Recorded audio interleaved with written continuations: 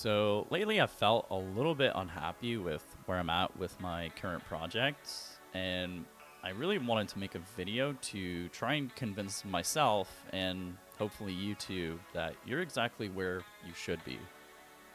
For a long time, I've noticed that people that seem to become overnight successes never really are overnight successes. But we focus on the part of their journey and attribute all their success to that singular event or thing. They're never truly overnight successes. We just kind of see what brings them to the top and attribute that to why they're successful now. The reality is that they actually worked really hard for a really long time to get to where they are. I think we all know this instinctively, but it's so easy to forget that when they're playing the headline slots that you think you deserve. Maybe we think we are better in some way, or we've worked harder than they have and just think they got lucky. Maybe all those things are true, but allow me to zoom out from the narrow perspective that we get trapped in thinking this way. So recently I found this band, and it ended up being one of my favorite bands, Polyphia. And if I were to look at the last few years, they became overnight successes. But zooming out, you'll see that their band was created in 2010.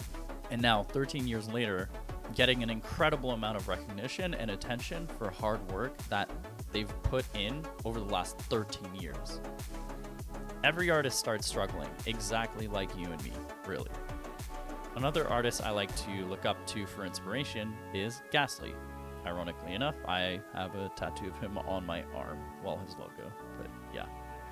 His story is so interesting to me, and he's truly super open about it. It's amazing to see and hear someone be so open about their failures that eventually led them to their success. He started out in a metal band called the Irish Frums, which eventually broke up. He then decided to start producing music under the alias Ghastly. He moved to LA and tried to make a name for himself, but he was trapped partying too much and ended up homeless.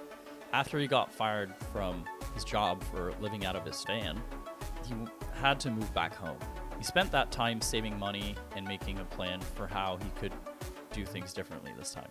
The second time comes around, and now, with all the newfound knowledge from his previous failure, he makes it happen. Obviously, this is a super condensed version of the story, but my point still holds.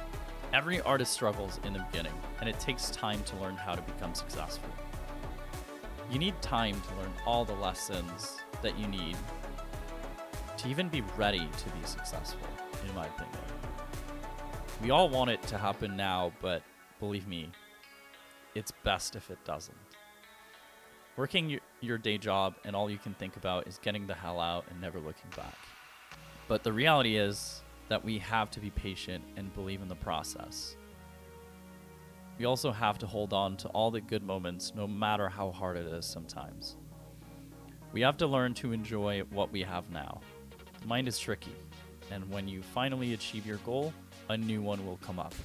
But if we don't learn to appreciate what we have now, in the present moment, and be grateful, success will never be able to teach you that.